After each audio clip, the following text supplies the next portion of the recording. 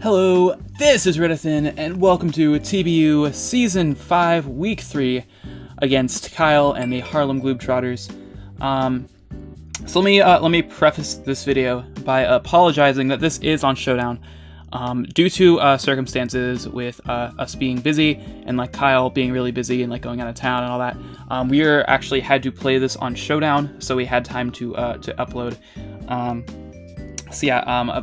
You know, it's kind of sad because don't get any like fancy animations or like fancy layout or anything this week. So sad, but you know, if only I had a Showdown layout made. You know, if I got up my ass and actually like made layouts when I should. Anyway, let's not talk about that. We're playing Kyle, aka K to the 2. We were both 2-0 going into this game, so and same division too, so kind of a huge game here. But anyway, let me go into the team. Let me not stall this any longer. Okay, I had to cut that out because there were some teams that weren't allowed to be shown yet. Anyway, my strategy leading off is just kind of the whole point. Actually, okay, let me talk about this team real quick. So me and Kyle decided that this matchup was like ridiculously close, like closer than like any matchup I think I've ever had. So like if there was like one thing that like destroyed him, like there's another thing on this team that like pretty much checked it.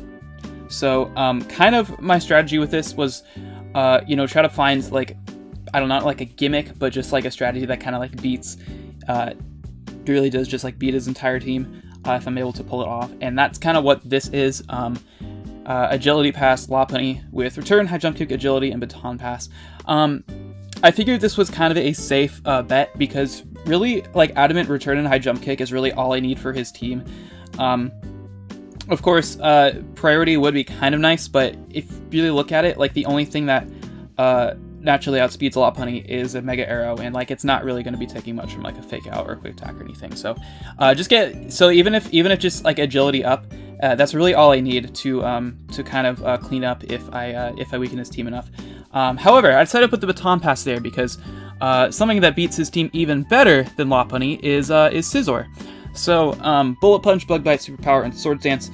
Once I get an SD up and stuff like the Seismitoad or like the Drapion are weakened. Actually, the Lando needs to be weakened a tad as well, but as you'll see, I have Stealth Rocks on my Nidoqueen, which will definitely help with that. But once I set up an SD, then he has very little for this thing. I didn't even have to invest all in speed because, thankfully for Bullet Punch, I don't even have to try to outspeed the Landorus because that's the best thing to hit it anyway. Of course, it hits the arrow really hard, so I could invest a lot of in HP still, and then still be like an agility or like a sweeper once I pass an agility into it. And even without it, like this speed was trying to speed creep Heatran. And I had no idea what speed he was going to run. We'll talk about that a bit later, but because there was really nothing on his team that he really needed to creep, but I also felt like he wasn't going to risk being speed crept by it, so I would just try to put enough speed in there to outspeed that. These three moves really actually just hit his entire team, so if I was able to, that was kind of my strategy, just like agility pass into this thing and then set up and then sweep. And then I got the Oka Berry on there. I don't expect to live anything from the Heatran. However, if his Sylveon has like HP Fire, I can eat that up. If the Mega Arrow has Fire Fang, I don't know how I mix those two up. I could eat that up. Even if the Seismitoad decided to run like HP Fire or something, I could eat that up easily. So yeah, that's good for that. Next up we have AV Delmise. And this was because I really had nothing for special Lando I. Just like my team in general just really had nothing good to deal with it. Like even Albamola has a chance to get 2 KO'd by it. So I just wanted to have this as insurance because of course it can tank Earth Power easily, and then it can take like anything it else wants to throw at me as well. Power Whip and Earthquake are pretty obvious. Just because like I need Earthquake for the Heatran, and then Power Whip plus Heavy Slam hits everything else. I decided to put Heavy Slam over Acorn Shot because Heavy Slam does a lot more of the Sylveon. I believe it actually can OHKO. Yeah, I think it does OHKO. Zephyr has a chance to. But yeah, it hits it much harder, which could come in clutch. And I don't really need the anchor shot because I don't really see myself like really needing to trap anything. And then of course the rapid spin because I want Dragonite to have to be able to keep its multi-scale. And next up we have Cupcake, good old Cupcake. Pretty much, you know, we've actually been running like the same like Nidoqueen spread set more or less like every week, just different EVs. But really that's just like really all I needed, just like Stealth Rocks with like some attacks. So Joy Vent Earth Power hits everything, and then Ice Beam hits everything that those two don't. So yeah, pretty self-explanatory. And then I got the Shuka Berry so I can catch the Landorus. Like I knew it's probably obvious, but just making it so the Landorus has less of an opportunity to destroy me is really nice. And yeah, I just got Stealth Rocks because, of course, like I said, with the Landorus being weakened for Scizor is really nice. And then Arrow is just such a huge threat for me that being able to wear it down will be really, really nice in case I don't able to get like the Scizor thing going. And then next up we have Dragonite with Fly, Earthquake, Aqua Jet, and Dragon Dance. First two moves are pretty self-explanatory.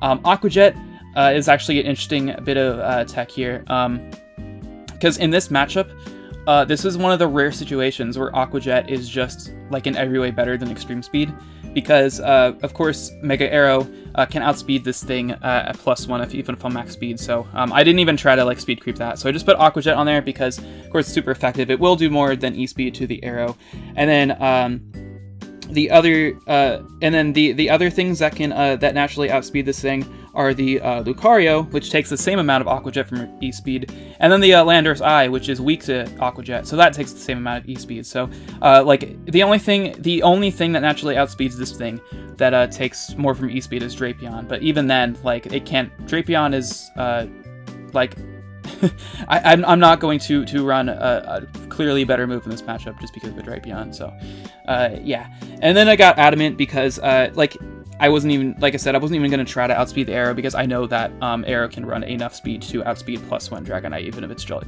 max speed. So just try to get as much damage as possible. And then I got the Z Fly. Like really, Fly in general just hits Team really hard, but I figured this was the best neutral one I can do because it'll kill the Slowking, it'll kill the Sylveon, kill the Seismitoad. So yeah, just thought that was pretty nice. And the only thing on his team that that can really like stall me out of Fly is Sylveon anyway. So I kind of have to watch out for that and might have to predict around that. But you know, Fly in general just was good anyway. So yeah, and then finally we have Alomomola, yearly max Spidef. I ran enough Fizdef in this thing. I ran max Fizdef so I could take on Arrow a lot better, but it's mainly Spidef because I really wanted something to take on Heatran. And that's why I even got the Rindo Berry, because if it's HP Grass or like Bloom Doom or something, I can take that, because I expected him to try to be like kind of like a trapping set with like Bloom Doom or something, because Magnum Storm, like this is like my only Magnum Storm switch in, and other than Dragonite, but I'm not switching in Dragonite because that'd be dumb. So yeah, it'll be able to take like a Solar Beam or a Power Up Solar Beam or a Bloom Doom, and then that's why I've still got the Waterfall on there, because it does because it actually does quite a bit to Heatran. And then I just got the Toxic on there because of course Toxic's really nice, and I really have like no way to hit like the Slowking or like the Sylveon or like the Decidueye or even like the Seismitoad with anything else. So yeah.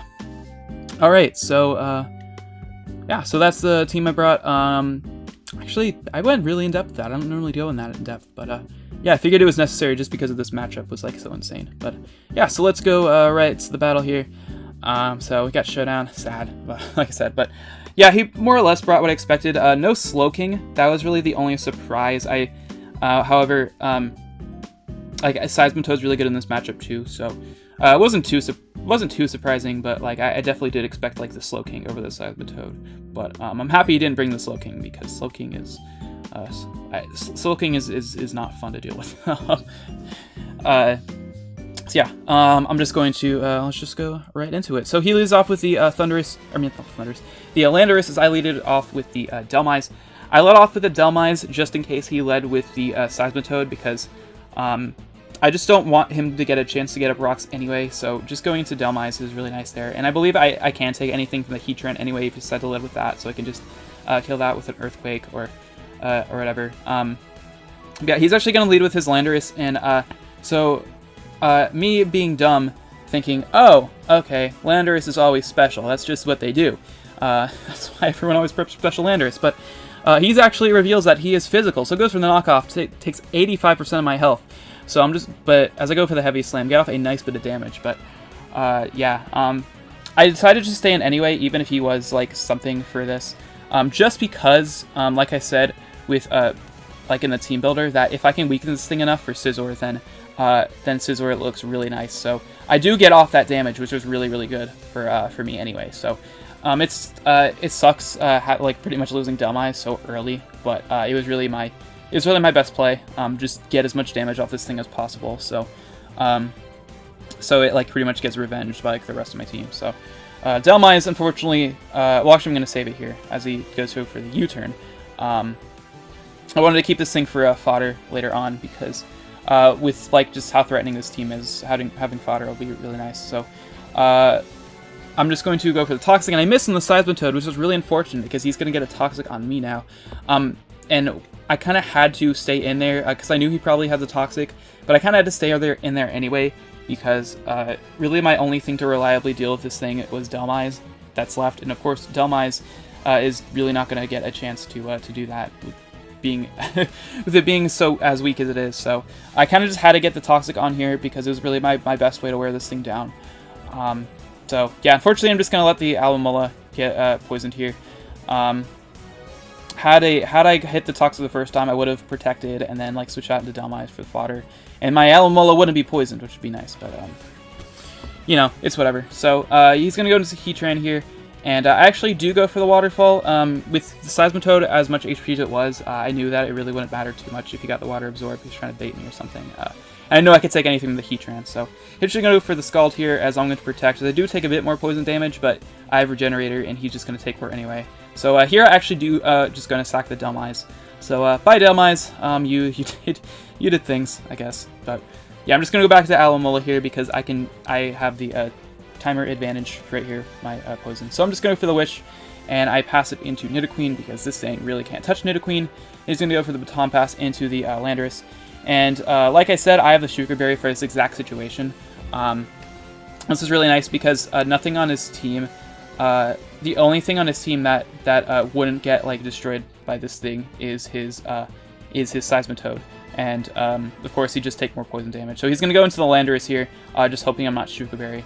But I am, so nice for me to get rid of the Landorus. Already a huge threat down, and I lost my Tynamos, so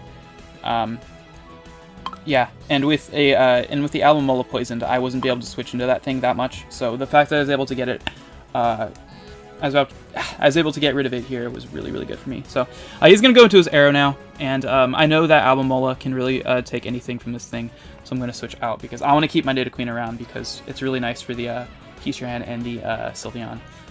So he's going to go for the Ice Fang. That actually just does 0. And I do try to Toxic. However, he goes into the Lucario. I was kind of afraid of Waterfall just in case he tried to go in the Seismitoad. It probably was the better play just because like part of the reason I ran Waterfall was so this thing wouldn't be able to set up. But now it's in. So really my only play is just to go for Waterfall here and try to revenge this later on. So yeah, it takes a decent chunk of that. And I debated going into the Nidoqueen just to sack it off because Alomola I felt was much more important. However, I figured that if he set up SD again, then I pretty much just lost. So my only play was just to stay in it and go for Waterfall again. But so yeah, he's going to go for the Defense Drop. I calced here, and I knew that Lopunny could live in E-Speed easily. So. Unless he crits, but we don't talk about that. So really, I just go for the return here because I know return can kill, and if he goes to Sylveon, then he's going to take a hella ton of damage, which I guess is a catchphrase for me now because I said that twice last week and said it again this week. But yeah, so that's going to take 52%, and I'm actually just going to Baton Pass here because I knew that I wasn't I knew that that might have been or I knew it was a roll, so I didn't really want to risk that. So I'm just gonna go for the baton pass into the Nidoqueen, because this thing can still take anything from this thing as he baton passes out, which I'm actually perfectly okay with, because this means that this thing can't switch. Like, he has no more really like lock switch-ins at this point. So he's gonna go into his arrow here, and I'm actually just gonna let Cupcake go down as he reveals the Fire Fang this time. And that's exactly why I didn't go into Scizor, because I knew that he might be packing the Fire Fang, because Scizor's a threat. So with the Oka Berry, I'm actually just safe to set up an SD here. So that's what I do. I almost went for the superpower predicting the Heatran. I probably should have, because he definitely wasn't switching into Sylveon, and the Seismitoad with the poison damage and all that will not appreciate the superpower, and Heatran and Luke just die. So to go for the Sword Stance, and I just knew that with my position, my position in this game, I was not be able to agility pass him with this thing. So really, I was just hoping that he didn't speed creep my Scizor, but he does. So I'm actually just going to go down there. Had I outspeed, actually we learned after the battle that he actually just put like random speed on this thing just to try to outspeed a creeping Scizor, and he actually outsped me by like 4 points. So had I put a bit more in speed, then I would have just won right there, because he really just had nothing for that Scizor. But yeah, unfortunately, Scizor's going to go down. And here, my only option here is to D-Dance and hope I can like set up 2 here. So I go for 1. He actually taunts me, which is a good play, because he knew that I needed 2 to outspeed the arrow. And here, I'm just actually going to go for the Earthquake, because that's really my only play, as he goes into the Seismitoad. And that's going to take a ton, and that's actually just going to drop to 2. I could have gone for another D-Dance, but I knew this thing could be Icy Wind or Ice Punch. Icy Wind, even though I do have the Aqua Jet, it would have been the end of the world. However, because I don't think it would have killed. However, it would have put me in E-Speed range from Luke, so I kind of just had to go for the damage, and Ice Punch, I believe, would either kill me or put me in range for Lucario as well. So I kind of just had to take this thing out. And he actually goes into Arrow here, and I have to go for the Aqua Jet. It's my only play, and he goes for Ice Fang and misses. And I felt so bad for this, because I feel so bad for Kyle here, because